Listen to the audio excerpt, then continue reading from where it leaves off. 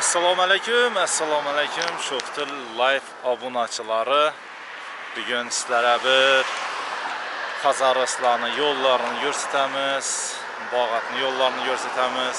Bu videoni qilib turishimdan sabab, bilasizlar, bu yil og'ir keldi, karantin keldi. Shuning uchun ko'pchilik chetda yurgan yurtdoshlarimiz, sizlar uy taraflaringizga kelib o'lmay qoldingizlar, plovlaringiz bo'lgan bo'lishi mumkin. Har yil kimdir gelip getirdi, yazdamı, iştamı, şu sebepli köp adam kalıp gitti. Sel bolsam bir uy tarafını sağınçını basış üçün şimdi videolarını kılyatırmız. Azından gününde Xazaris tarafa yol aldım. Şuna sizlere bir Xazaris yollarını görsəteyim de.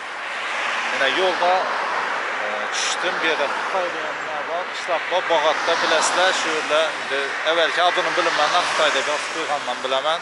Bir anda o Dehqon bazar taraf ki ondan keyin Xazaris keladi. Şurada yine bilasizlar yollarda işinin gözələrini satıb oturarlar. Evvelrak bir jolli issi bo'lganda şurada gelip göze içken edim. Dumyak qanadı göze. Şunun için bir yere gelip yine göze içatırmam.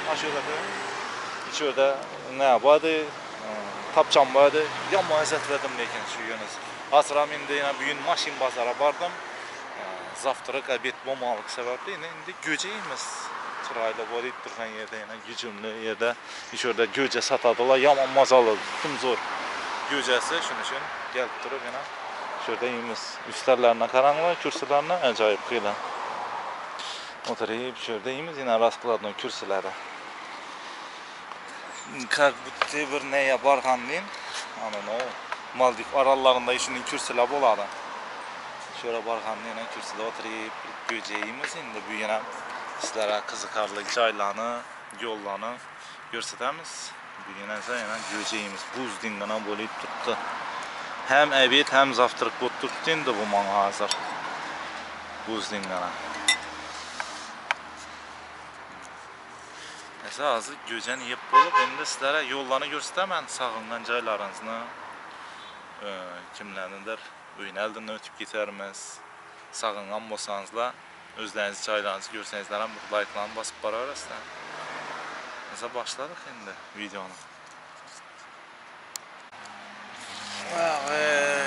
Göcenem içip olduk şimdi. İşte o yakmaydı. Kürsü zor eken bir yerde. Mesela klip demaladı onu. Sayas altında. Az oturup yine yolda devam edemiz.